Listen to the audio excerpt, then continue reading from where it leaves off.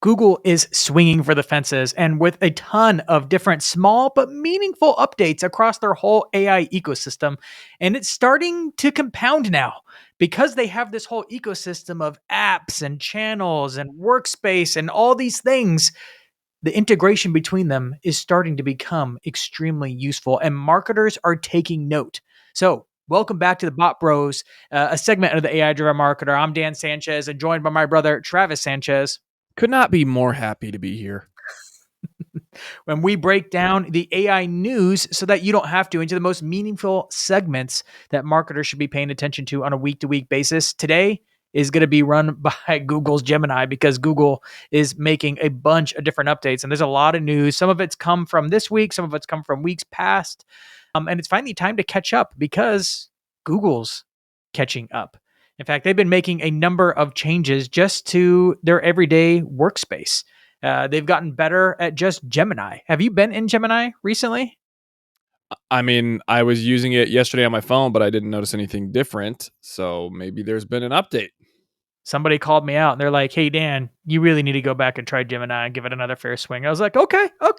So I copied and pasted a whole custom GPT. It's like a whole set of instructions to turn this very episode into a newsletter, which, if you don't know, I actually segment out this episode specifically so that it can be translated into a newsletter. That's why there's multiple segments in this very podcast. It's a whole strategy I have to go from podcast to newsletter for this specific series.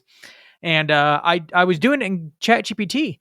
And so I went and copied and pasted the custom GPT instructions and then just pasted them into what's called a Gemini gem, which is Google's version of a custom GPT. So I paste them in there and then I just take the transcript and, like usual, paste it into the gem this time. It comes up with the newsletter, or at least most of the newsletter. It always needs some edits, but this time it did remarkably better than ChatGPT ever did. Wow. And it was just better at recognizing where pieces of content went. It hallucinated less and was better at pulling together information. Because, we'll kind of wander sometimes. We'll cover this segment on Gemini, but then we might mention this other tidbit about Gemini down in the poll or something like that. Right. Well, Google's smart enough to see that there's some content there and then pull it up into the segment about Gemini. So it's not hallucinating. It's just taking kind of scattered thoughts and positions we've taken over the episode and then put it into a nice little neat chunk. And it worked really well. But there's a number of other little things that have come. Have you used NotebookLM at all? I mean, back when it first came out for the audio overview, experience the audio overview and this almost, I mean, at the time, perfect voices podcast speaking about the subject. I mean, it was just unreal. They've made it better, huh? Yep. They've kind of overhauled the engine, so now it's just getting better. There's another thing people really like about using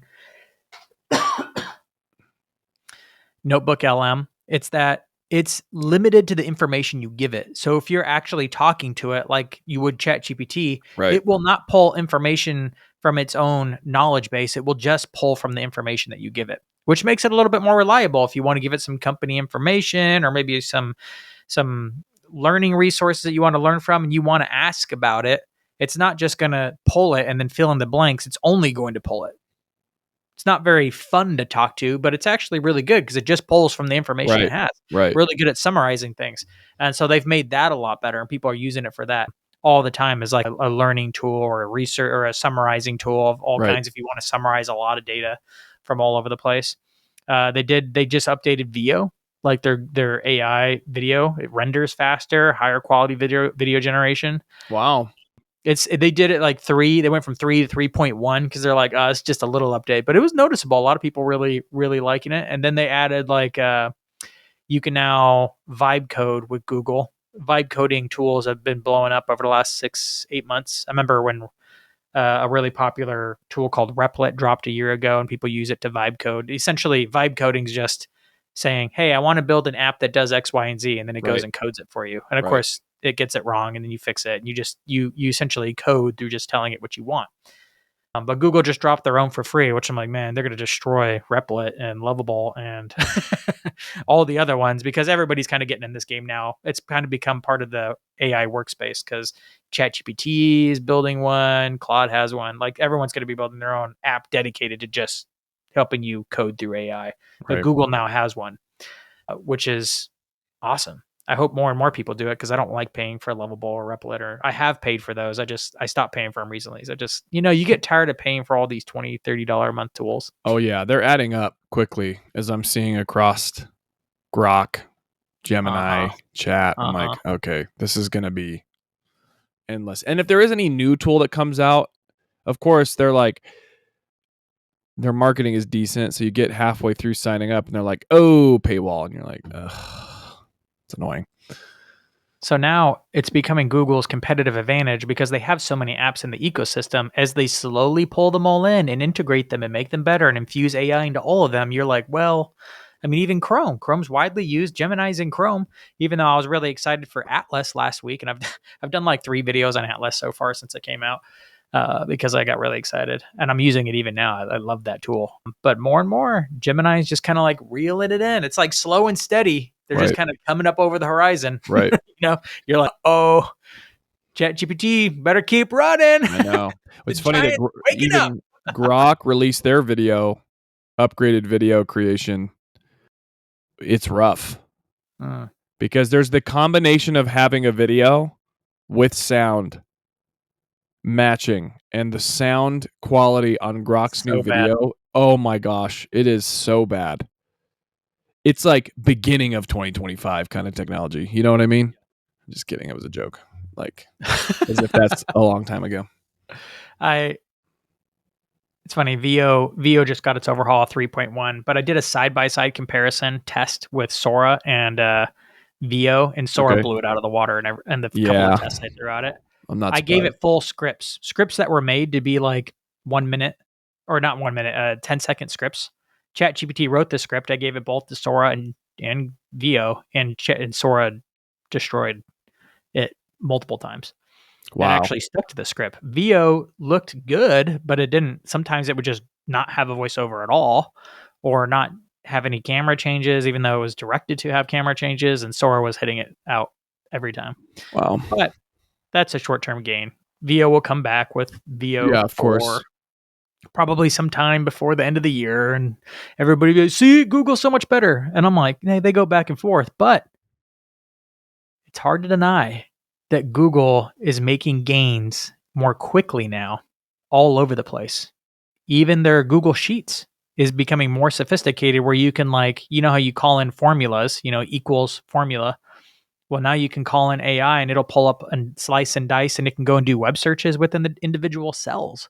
You're like, dang, imagine pulling in like a list of names and companies and be like, hey, give me a short description of this go and find the person's job title who's this name at this company. Go and do a quick web search and just pull in their job title right here.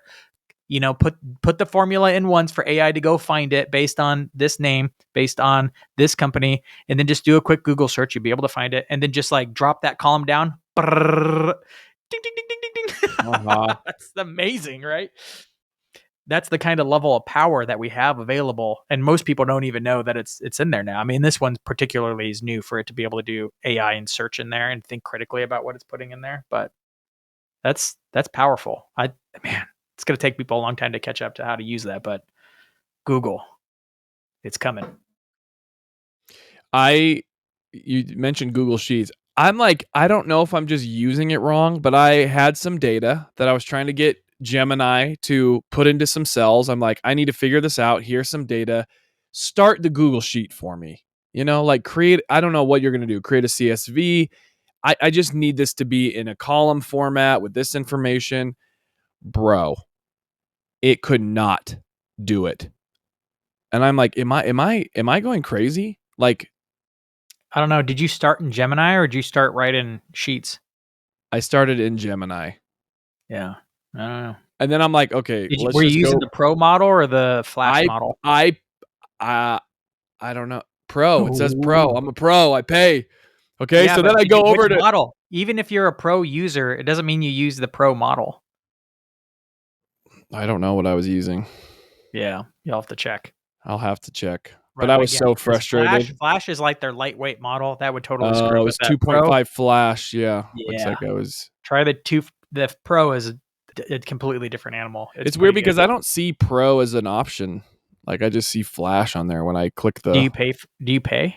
I mean, it says Pro up by my name, so I imagine I do. Do you pay for it? Yeah.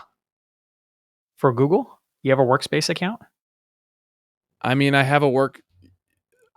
Why does it say Pro by my icon? Clearly, I'm a pro. Everybody's naming conventions around these things suck. Anyways, I went to chat and plugged in the same prompt with the same information, and it was like done. I was like, okay, thank you. Anyway, I'll try it myself. I'll come back. So that was kind of the news of the week. I just kind of rapid fired them. Google Workspaces upgrades, NotebookLM overhaul, VO 3.1, and of course now they have their free vibe coding tool if you're into vibe coding your apps, which I swear, like, I will be doing individual episodes on this because all marketers will be vibe coding eventually. That'll just be a thing. But I think a lot of people who are even listening to the show, most of y'all will be vibe coding in 2026.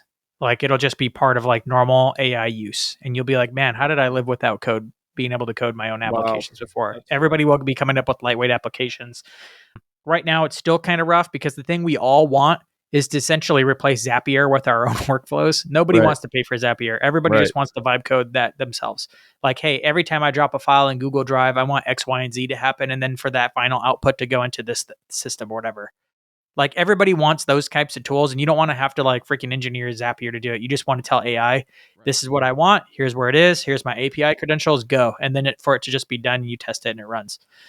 But I'm pretty sure 2026, we will all be building little lightweight applications like that on top of our bigger systems like HubSpot and High Level and Salesforce or whatever the heck we're using.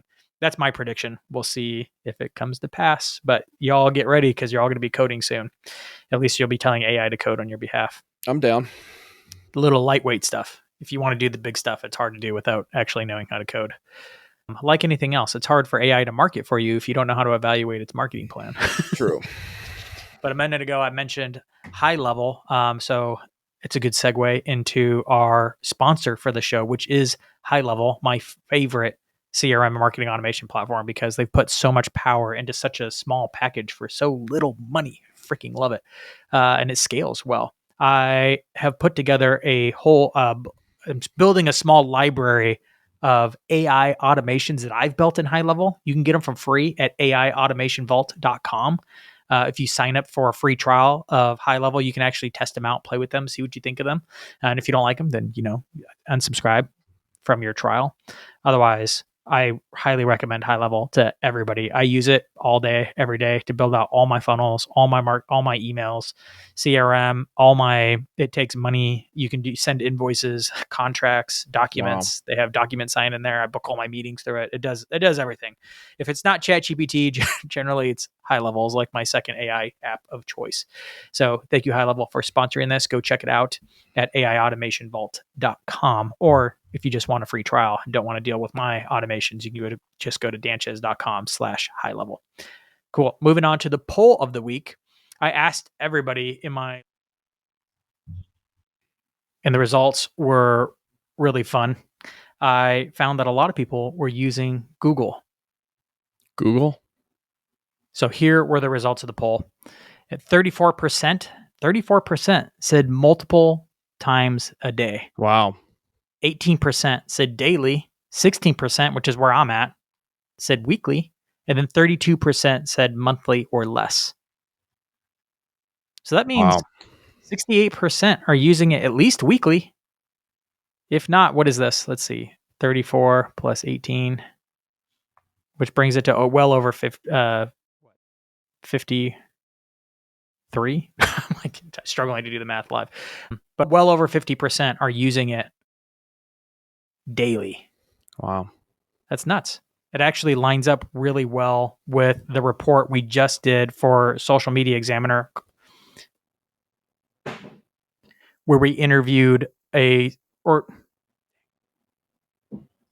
we did a survey of 700 plus marketers. And we found when we gave them multiple choices to be able to select which AI tool they're using the most, of course, ChatGPT came first. But because we let them select multiple options, I think in this report, believe it was 54% of people said they were using Google's AI tools. So that lines up perfectly with that. It's like just over 50% of people are using Google AI tools on a daily basis. Wow. So Google's up and coming. We'll see how long ChatGPT can hold the lead. Though they're still making splashes themselves with their own browser, with Sora, and how everybody's loved making stuff with that. How long? Maybe we make some predictions right now. How long do you think ChatGPT will hold the lead? Indefinitely? Or do you think Google will overtake them? Dang, that's a question I haven't even pondered. Like, will ChatGPT become... I don't... It's because if Google starts overtaking ChatGPT, yeah, what's that going to turn into? Is it going to turn into like the Blockbuster and Google starts becoming the Netflix of AI? But I don't know if they'd disappear that quickly. I mean, they're so innovative. They've been ahead. Google just has the advantage of so much experience in the tech world and tech game for so long. Recognizable, brand recognition, probably great developers. I don't know. And there's all these other people just trying to catch up, like Facebook and Amazon, and no one's talked about Microsoft in a hot minute. Microsoft's still like one of the most valuable companies in the world. Top 2? Top 3? Right, but no one's talking about their AI integration. No, but they're selling a ton of AI, more than most are. So wow, because they've been getting ChatGPT and stick it into their Office product. Nobody likes it. I feel like if ChatGPT continues on their trajectory of innovation and growth, they'll stay top 1 or 2 at least. Yeah, because who's after Google and ChatGPT? Who's even close? Anthropic. It's kind of a not. I mean, ChatGPT and Gemini are going to be neck and neck eventually. Right. Anthropic, I'm like, they'll kind of always be a third, and eventually they'll all be so good at writing that the copywriters won't even care anymore. Right. Like, okay, like we like it because the codes are like, it's like, yeah, but they're all going to be really good at that code. Yep. And if you're leaning on it for that, this or that, then it really does become about ecosystem, and ChatGPT's pushing hard on building ecosystem right now. Right. Google already has it and just needs to grow into it. I think between the two of them, both of them have to, like, both the risk of them not getting there, like, is an internal thing. Like, who can actually stay focused and hungry and keep working hard, where Google slacked off in recent years. And I think they're now starting to get back to it. Right. Like, it's been a joke. Even as I work in the tech community, people are like, oh yeah, like if you send an email to someone at Google, like good luck getting back, hearing back from them in the day or the next day. Probably end of the week, they might get back to you because they've just gotten soft. You know what I'm saying? Right. Despite, I mean, I have a lot of employees, but they've just gotten soft, work-life balance, work a couple hours a day. And of course, every department's a little different. It's a big company. But they've gotten soft generally compared to something like NVIDIA, where they go hard and stay hard because their founder's nuts. That's why they have the most value per employee, I think, is like their claim to fame. They make the most amount of money per employee. Where OpenAI and Google's big, fat, and happy. But if they're not able to bridge the model they had before, which makes all the money, which is Google AdWords, of course, or Google Ads or whatever we call it now. If they don't figure out how to monetize, what if they come up with AI and they lead the way, but it doesn't quite have the same amount of margin as the ad business they used to have once did. Right. Well, makes it hard to stay as competitive as they are. Right. The reason why they're so competitive now is they make so much freaking money on ads. What happens when people just don't click on ads as much anymore because ChatGPT is so good at answering questions? Like they sneak ads into it, but they sneak too many ads into it. People just jump back to OpenAI, where maybe they don't have to be as desperate, you know? So, and then OpenAI is its own mess with its own like they just switched from a nonprofit to a public benefit corporation in order to take a step towards being public. Some people are calling it the greatest scam of all time because they raised a ton of money as a nonprofit. Now they're going to switch to for-profit and make a bunch of money. That's the drama of OpenAI. OpenAI's got its own craziness and criticism and dumb and dark stuff they've done to get to where they are. Google has too. Neither company's innocent. But it'll depend on which one actually can actually maintain the top talent, stay focused, ship stuff regularly. Right. Whichever one does that and somehow finds the business model to stay alive will be the one that wins. I don't know which one it's going to be, though. I think it's honestly a toss-up between the two of them. I could see where OpenAI can come and disrupt Google, but Google's got other things firing too. Like they're working on quantum computers. OpenAI is not working on quantum computers. That might be a big unlock like 5 years from now for AI that we didn't know about. Yeah, that'd be wild. Don't know. Future's a toss-up. Anthropic's looking like they won't be in the top one for sure, but they're pretty good at being number 3. I've not heard of any person that I've talked to face to face talk about Anthropic. I guess X is in there too, right? XAI. So Grok is. I've heard people talk about Grok and using it, but yeah, my communities, Grok never gets mentioned. But I'm also talking to tech communities. Right. They hate Elon. So they're anti-Grok. So if you would like to learn more about this, of course, you can do any of the polls. Connect with me on LinkedIn at linkedin.com/in/digitalmarketingdan. Or if you want access to the Social Media Examiner report, you can go to socialmediaexaminer.com/AI report 2025, all one word, lowercase. They finally gave me a short URL to make it easier. socialmediaexaminer.com/AI report 2025, probably the most comprehensive survey report on AI in marketing that I've seen right now. And of course, this data is only good for so long. So come and get it, digest it, ask ChatGPT about it, how it applies to your business. Be a good report to take a look at. Moving on to our next segment, we need to talk about the viral post of the week. I found this on LinkedIn, and I just keep seeing more and more people just getting creative with AI video. I'm pretty sure this one was created with VO3, but it was so creative. Is Sixt car rental company, which I haven't Sixt. I'm like, do I know about this? Huge in Israel. Huge in Israel? Okay. Yep. So big car rental company. They took some of their competitors' horror stories that people wrote reviews on and then turned them into horror movies. Using AI? Yeah, using AI. So there's no people talking in the video. It's what they do is they just hired a voice actor to dramatically and slowly read the review word for word with the right pauses and intonation. And this one was talking about how someone brought the car home, but it was infested with roaches. So all the roaches came out of the car, but they read it slowly and dramatically so that they're like, and I came home. And what I didn't expect next was that it was raided or filled with bugs. And slowly it's like horror movie. And these bugs come out of the car. And they're like huge monsters, like the size of a horse. I set my husband in to kill him. He's coming in with the chainsaw. It's like very AI dramatic, but AI can hit those shots. And because most videos, you don't need more than a few seconds of clips per shot. You can get all the shots, have some continuity between the characters, and they're just dramatizing their competitors. It's dramatizing bad reviews, make it into horror movies right in time for Halloween. And I'm like, man, that is freaking good marketing. Someone's getting creative with the tools they have access to. So smart. So you could check out the video. I'll drop a link in the show notes, as I can do with all the things that I talk about here. But thank you for joining us. And is that the pod? That's the pod. Don't rent a car from other rental companies, I guess. Cockroaches are alive.